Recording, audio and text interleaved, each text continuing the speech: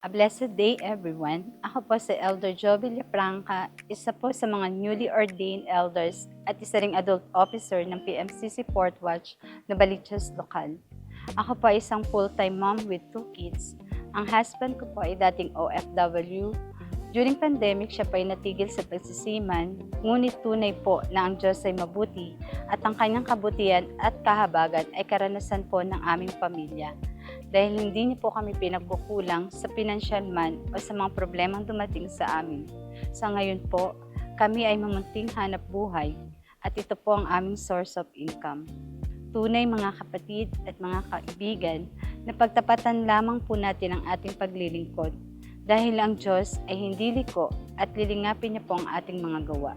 Gaya ng ating presensya sa araw na ito, ang Diyos po ang patuloy na magbabalik ng sagana sa nasa ng ating mga puso.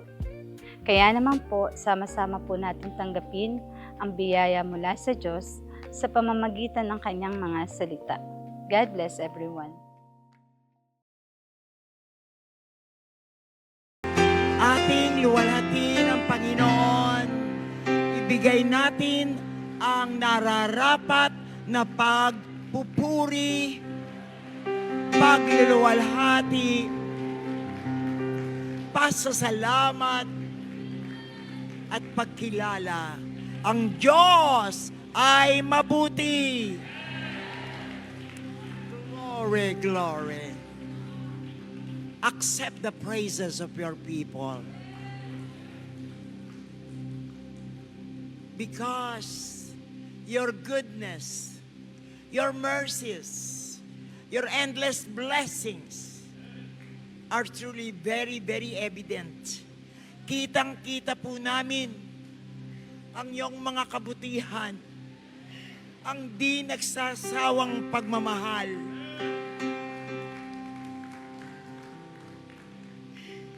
Napakapalad namin.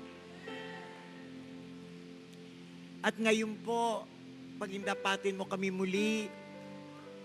Maraming salamat sa ganitong banal na pagkakataon na kami na iyong mga anak ay nagkakatipon sa dakilang layunin na ikaw ay sambahin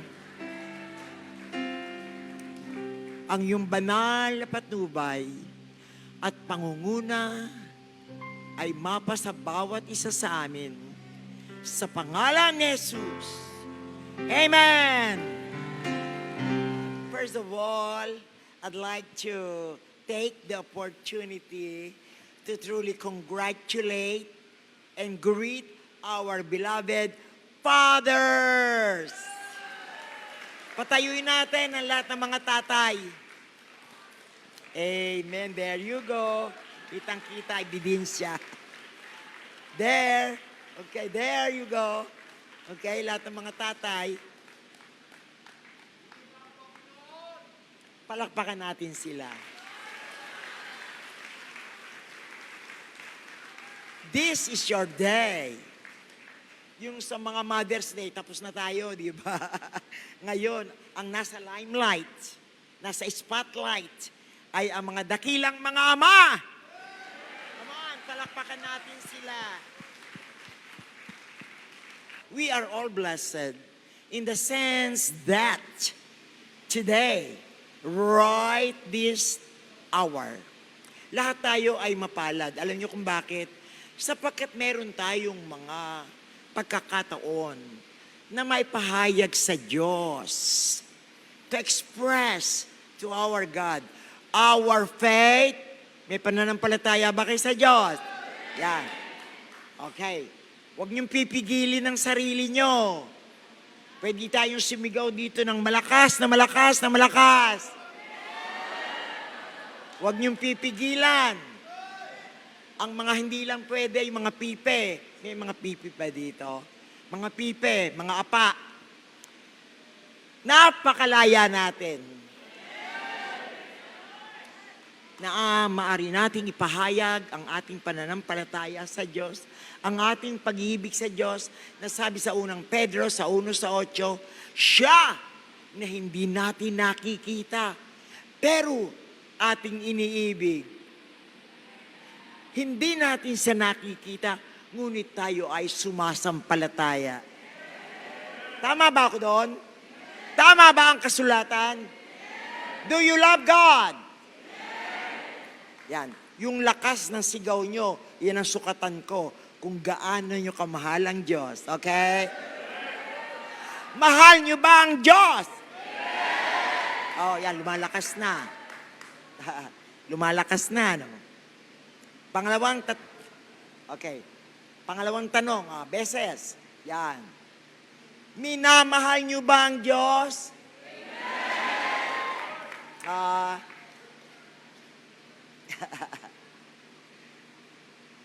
Nakita nyo ba ang Diyos? Kaya tayo ay tinatawag na mapalad. Ang Diyos na hindi natin nakikita, pero ating sinampalatayanan at ating iniibig.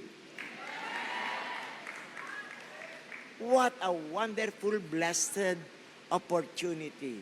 Kaya nga mga kapatid, ang patunay, ang katunayan na tayo'y mananampalataya, sumasampalataya, at umiibig sa Diyos, naririto tayo upang sambahin siya. And that must be the attitude and the mode that we have today. Ingatan natin yan. Alam nyo, kaya kami naririto para sambahin ang ating Diyos. Kaya ipakita natin, ipahayag natin, walang bayad ang pagpupuri. Yes. All right. So let me start. One great blessing is that, mga brothers and sisters and brothers, we have the greatest Father. Yung iba, ang kanilang ama, alam nyo na, ang sabi sa 8:44 ng Jan, sabi ng Panginoon noon, dun sa mga nakikita niyang mga, sabi niya, kayo! Ayoko magturo, baka, ayoko tinuro ni pa. Sabi niya, kayo! Ay sa inyong amang ang diablo. Hallelujah! Tayo, ama natin ang diablo noon. Pero ngayon, hindi na. Tayo ay mga anak ng Diyos. Lahat ng mga anak ng Diyos, sumigaw ng praise the Lord. Pero pag sabi natin ng praise the Lord, dapat nakangiti. Dahil, pambira, yung mukha natin, tayo ay tinatag na anak ng Diyos. Yan ang sabi sa 1 John 3:1. Di ba? Ang dakilang pag-ibig, God has lavishly na tayo iniibig. Ang mukha niyo ba kaibig-ibig? We do not come up to the standard, di ba? Hindi tayo. Pero ang Diyos, ginawa tayong mga anak. Dahil mahal niya tayo. Kita nyo na? Kaya, we will be truly very much encouraged to truly worship God.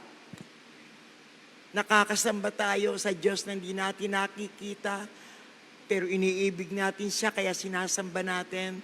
Bagamat, hindi tayo mga kaibig-ibig. Sino dito mga Bisaya? Kakaunti pala aking mga kababayan dito.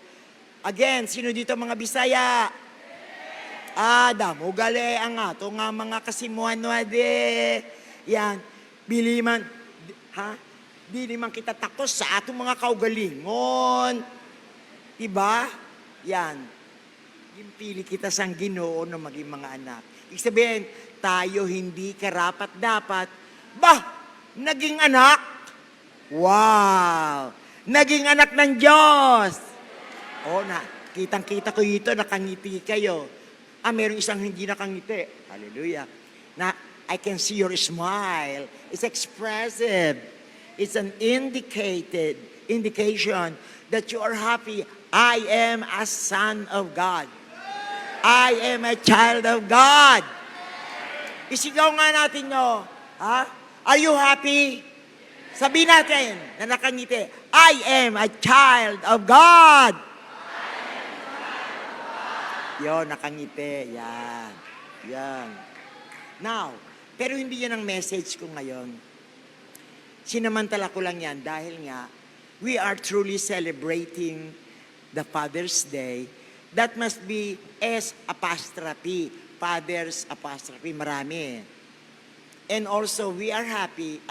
Nagkataon lang na ang pinakaaman nyo dito sa dako ng Nova ay si Presbyter Ledy. Nagkataon lang, anak ko yan. Wala tayong magagawa.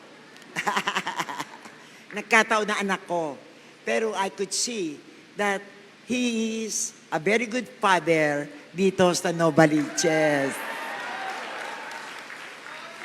I can see your increasing number. And I could see the growth. Praise God. At saka, sinong nanay ang hindi matutuwa? Na makita mong yung anak nangangaral. Umaawit, nangangaral pa. Siguro mga nanay, gusto natin ang ating mga anak maging ganon, di ba? O mga kailya naman. Daming Ilocano dito di ba? Ay, wala yata. Wala ba Ilocano dito? Ay, basit ko nana, basit ko ay. Akala ko, adugayam. Aro, mga Ilocano. O mga Bicolano. Ha?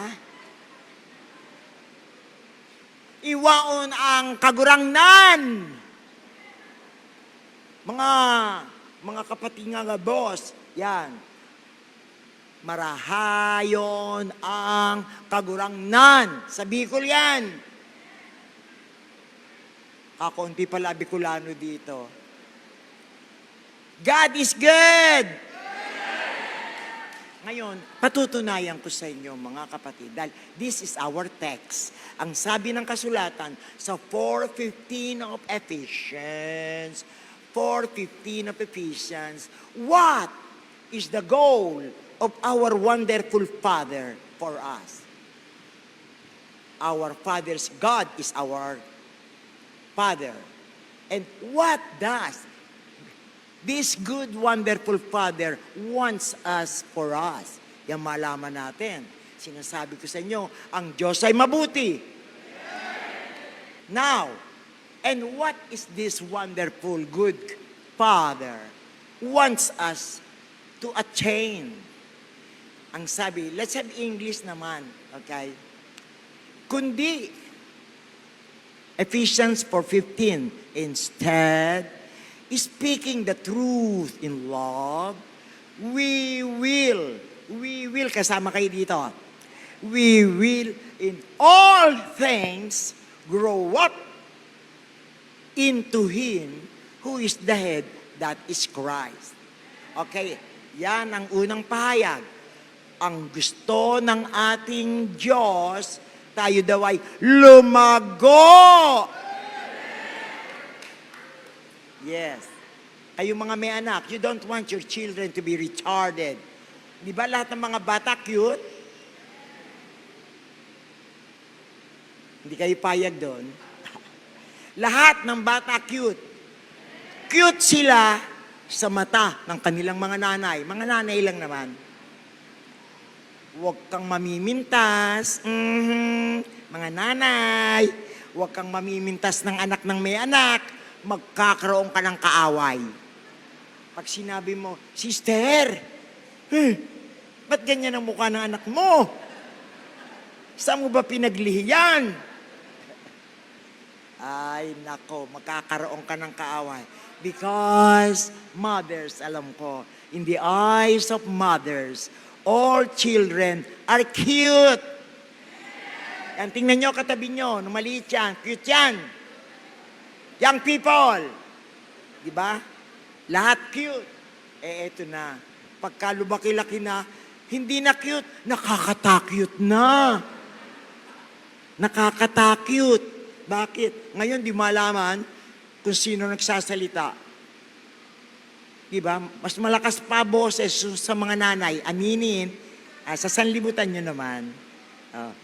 Kaya sinasabi ko, yan. Ang lakas ng boses. Anak yung nagsasalita, hindi yun ng nanay.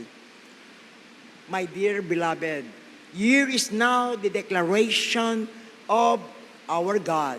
He wants us to grow. Praise God.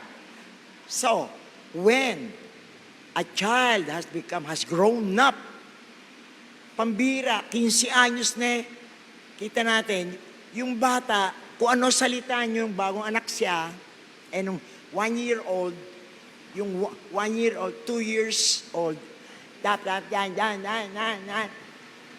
Ang anak ko, cute na cute. Pero, 15 taon na, ganun pa rin, you will dislike that. Di ba? There is the absence of growth. Ang tawag doon, retardation.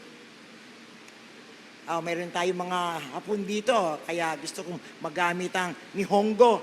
Kasi Nihongo, sa bagay, muskasi des ang aking Nihongo. Pero,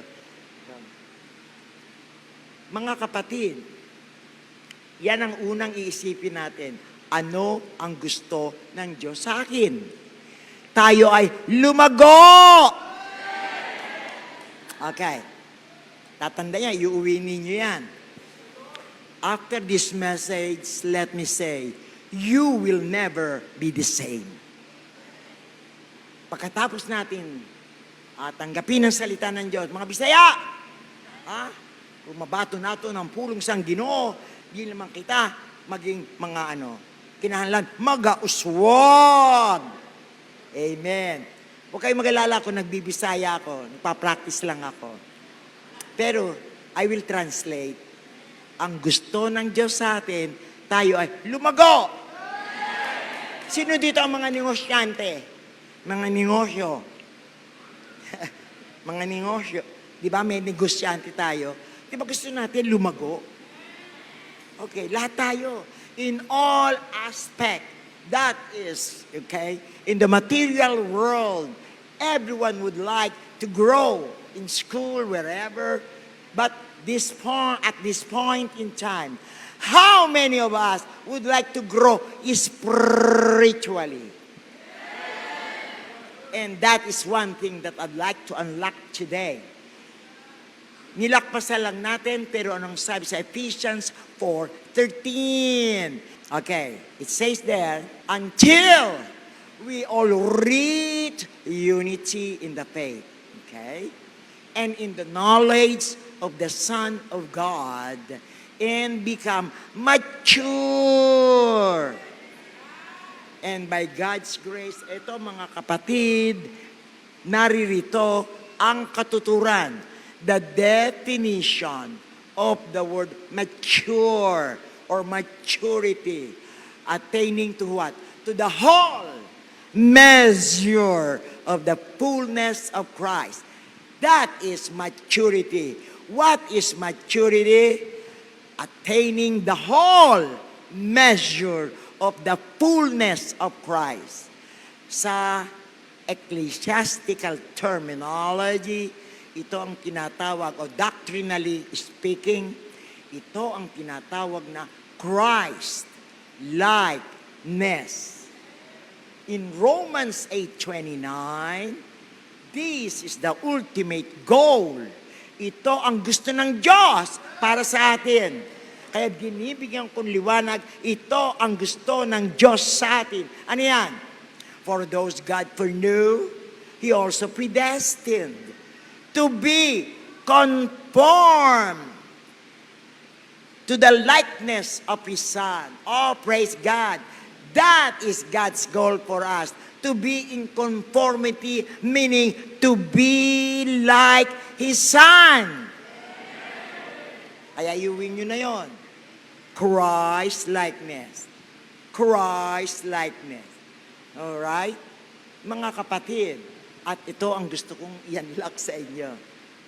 Ito ang gusto kong kanina, to grow, at ngayon, saan tayo lalago o Where shall we grow? Yun. To become Christ.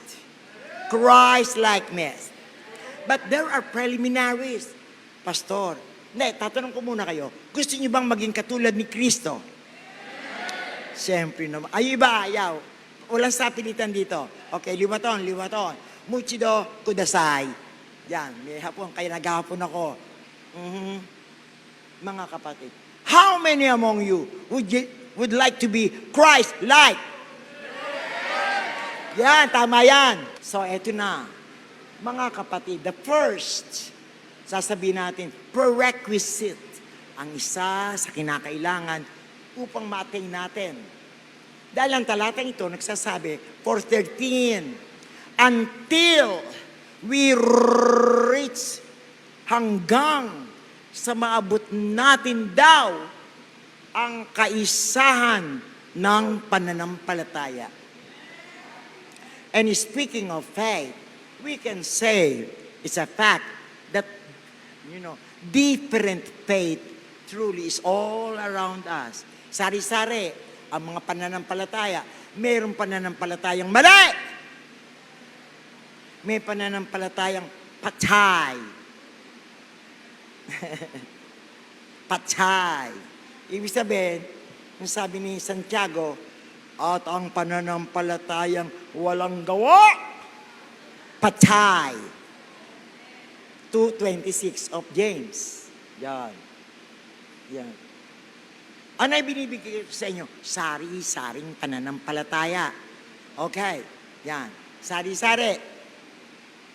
Now, nais kong maging maliwanag sa atin, Pastor Let, ano yung pananampalataya na dapat ay nagkakaisa tayo? Mga kapatid, ito ang tinatawag na apostolic faith. Alam niyo kung bakit? Apostolic faith. Because the first church received the teaching from the apostles. That is clearly stated 2:42 of the book of Acts. Look at the kind of faith of the first church. In English, let's have that. And they devoted themselves to the apostles' teaching. Okay. Yan. They were devoted. Look at the first church, beloved. What kind of faith did they receive? Apostolic faith. Because it was the result of the teaching of the apostles. Maliwanag, ha? Apostolic teaching. Ang iya na baton ba? Yan. Ang iya mga nabaton na katudluan, gikang git sa mga tuod gid na manunudlo. Ang katuruan na kanilang tinanggap ay mula sa authorized teacher called by God. Kaya pinabasa ko sa inyo kanina sa scripture reading ang 4:11. Sa ganon, sa mga gifts. Naintindihan nyo na yon, di ba? Yan. Lalo na sa inyong mga bago, that is the expression why the gifts. Ano panlima doon? Una, Ready, get, set, go.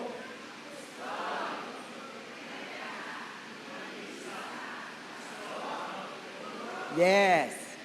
Kaya ano sabi din? They devoted themselves to the apostles' teaching. If the teachings come from the apostle, how do you call it? Apostolic teaching. Yan. Kaya this answers the desire until we reach the unity of faith. This is possible in the Church of Christ because the church is endued, is given that instrument wherein the faith will be united. Why? Because God has given The authorized teachers. And who are these? The apostles. Kaya, maliwanag yon. Kaya yung turo, tingnan nyo, turo, iisa talaga ang katuruan natin. Oh, ang ganda talaga. Pangalawa, okay, I am giving you 2 prerequisites about maturity. Ang sabi doon, and to come to the knowledge of the Son of God. Balik tayo sa 4:13. Alam nyo mga kapatid, ito ang tinatawag na yung definite na distinctiveness. Yung ating di kawasang pagkakaiba, distinct, peculiarity, distinctness ng Iglesia ng Panginoon. Tayo, mga kapatid, ay tinuruan, di ba, ng mga apostolic teaching. And sabi, and come and in the knowledge of the Son of God. Yung pagkakilala sa anak ng Diyos. Isang magandang katotohanan. We have the highest knowledge of who the Son is. Pastor, ang sabi sa Mateo, sa Matthew 11:27, no one, nakikinig ba kayo? Pakinggan nyo para maiuwi ninyo. No one knows the Son except the Father. Maliwanag? No one knows, sabi. Except the Father. And no one knows the Father except the Son. Hindi dun tumigil, mga kapatid. It does not stop there. Okay? The next is one. And those to whom the Son chooses to reveal Him. Praise God!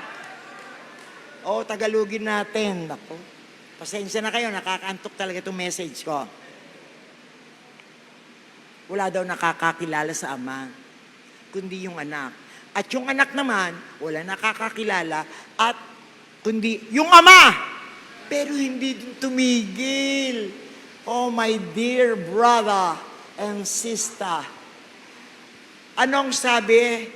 At yaong ibiging pagpahayagan ng anak. Kaya, mga kapatid, ano si Kristo sa Iglesia ng Panginoon sa ika-4 na pagpupuyat? He is God because He is the Son of God. Very doctrinal. Iyon. Kaya iyon. The unity of faith and the knowledge about the Son. What should be the result? With these 2 prerequisites, ano ang gusto ng Diyos? Okay, there you go. And become mature. Yan ang goal ng Diyos sa atin. Pagkatapos magkaroon tayo ng kaisa ng pananampalataya, pagkatapos makilala natin kung sino ang Panginoon, ano magiging resulta niyan? The attainment of maturity is possible. Yan, kaya mga kapatid, ano ang gusto ng Diyos sa atin? Tayo maging mature. Mature. Ano ba sa Tagalog yun? Madaling sabihin kasi mature. Ayaw, kaya pinabasa ko sa inyo, sabi, yan, lubos, ang ganda naman, lubos na paglaki ng tao. In English, this is called maturity. Maturity.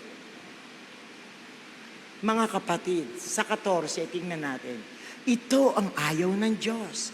Ang gusto ng Diyos, tayo maging mature. God wants us to be mature. What does God do not like? What does He not like? 4:14. Yan!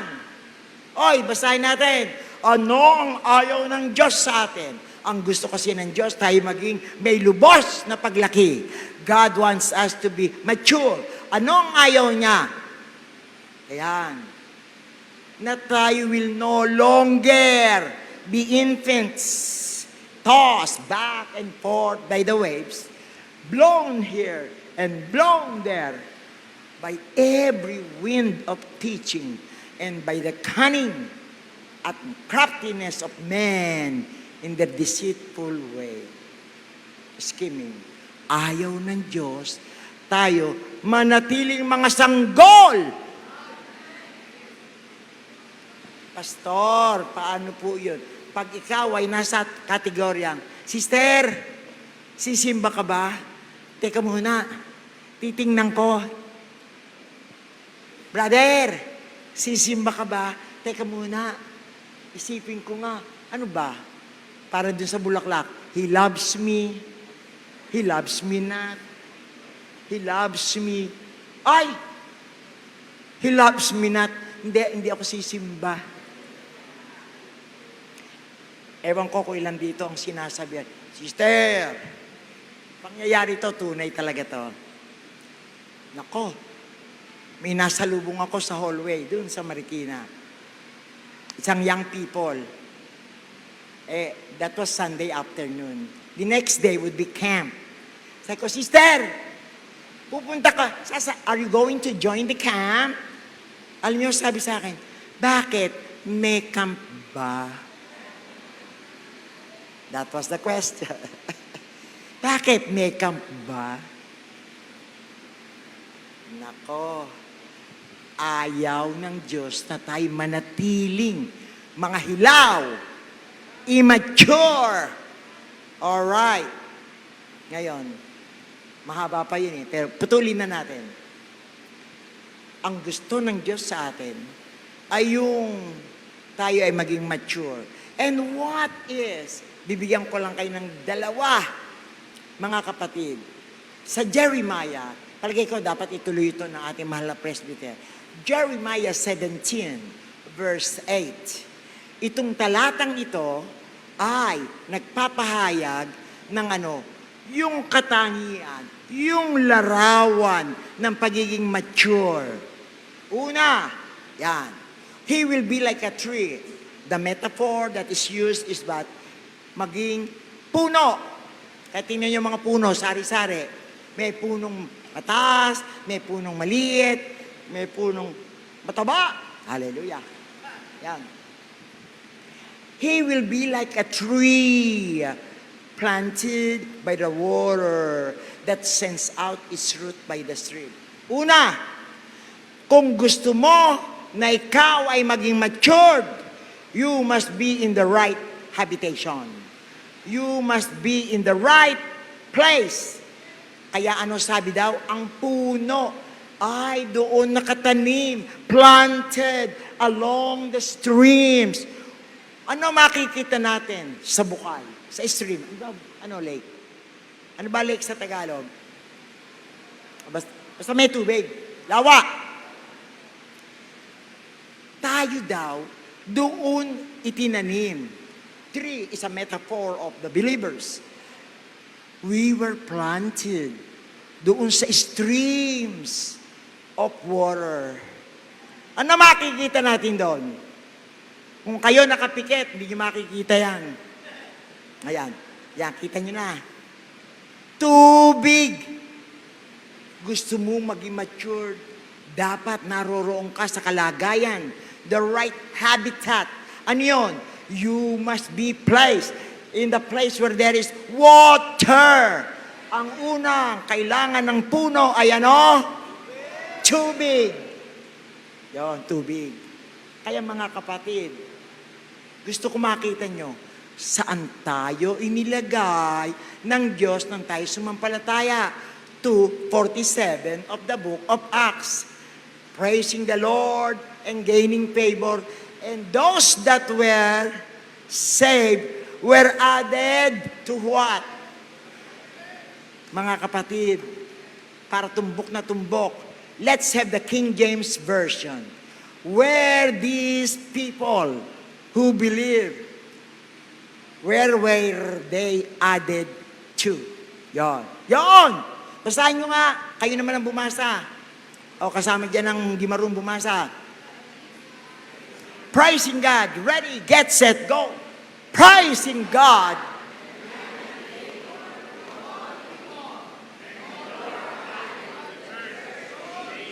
Lakasan nyo nga yun. And the Lord, go. And the Lord. Church! Yan. Kaya kayo naririto sapagkat, yan, sa church tayo idinagdag. Bakit? Ano ang makikita natin sa church? Sabi ko, right habitat. Mga kapatid, ano ba ang iglesia? Ang sabi sa 1 Corinthians 12:28. 1 Corinthians 12:28. Ano makikita natin? And in the church, di ba doon tayo dinagdag? Doon tayo idinagdag. Doon tayo idinagdag. Yan. Ano ang inilagay ng Diyos? He appointed first of all. Sabi sa 4:11 of Ephesians, at inilagay sa iglesia. Ephesians 4:11, yun. At inilagay sa iglesia, una-una. Yan. Let's have the King James Version. Yon. Doon salitang una-una. Yan. Yan. Maging mga ano?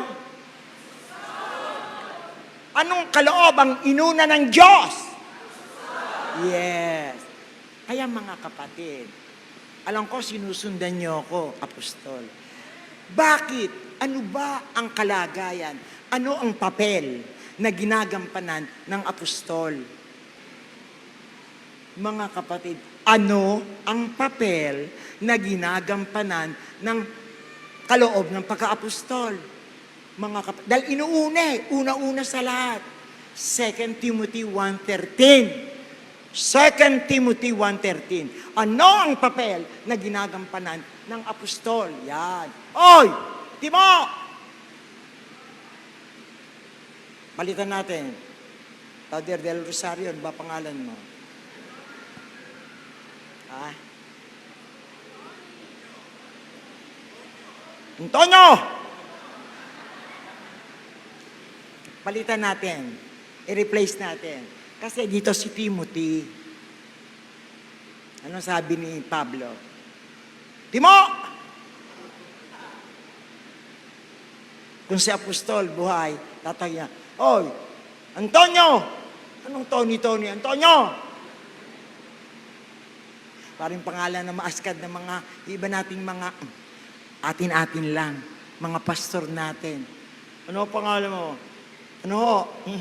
June. Ano buong mong pangalan? Diba? Sabinyano. Oh. Dati, galing dito. Oh. Pastor Presbyter Polly, ano buong mong pangalan? Huwag niyo na akong itanong. Yan. Policarpio! Maaskad. Kaya, yun ang tanong. Timo, what you heard from me? Look at that. What you heard from me. Yan ang sabi sa 2 Timothy 3:14. Okay, hoy, pagpatuluyan mo ha. Timo, pagpatuluyan mo ang yung mga bagay na natutunan at kilala mo. You know. 2 Timothy 3:14. Look at the apostolic authority. Sabi, okay, 3:14 yan. Continue on the things you have learned and have become convinced of. Timo, alam mo kung kanino ka natuto at nahikayat sapagkat alam mo kung kanino mo natutunan ang mga bagay na yon. you know those from whom you learn. Anong ating mga natutunan? Saan galing? Sa apostol. Sapagkat siya ang inilagay ng Diyos na maging tagapagturo. 1:7 ng unang Timoteo. Ako, sabi ni Pablo. There. Pangalawang 2 Timoteo, 1:7 ba yan? Yan. Ako si Pablo, proklamador, proclaimer, and teacher. Mga kapatid, that was the apostolic authority. By what? By whom? The apostles appointed by God. Praise the Lord. Now, mga kapatid, anong ating tinanggap? Ano ang ating tinanggap sa iglesia? Yung bang aral na mula sa kasulatan? Yung bang aral galing sa apostol? Yes! And thus, let me conclude. Maturity is very much attainable. Ang pagiging mature ay pwedeng mangyari sa atin. Bakit? May tamang tagapagturo at may tamang ituturo. Mga kapatid, this is the desire of God for us. Kaya sabi, no longer, iwanan niyo ang pagiging sanggol, iwanan na niyo ang pagiging hilaw, iwanan na natin ang kawalan ng gulang sa pananampalataya. Ito ang kalooban ng Diyos. Kaya mga kapatid, how many of us would like to be having that desire of God for us? Panginoon, I want to be like Christ. I want to be matured. Tayong lahat ay tumayo. Dakilang Diyos, maraming salamat po. You want us to attain the full measure of Christ. Salamat po. Napakaganda ng nais mong mangyari sa amin. Niluluwalhati ka namin. Napakaganda ng iyong panukala. Napakaganda na iyong hangarin sa bawat isa sa amin. To be like Christ. Bless your people. In Jesus' name, amen.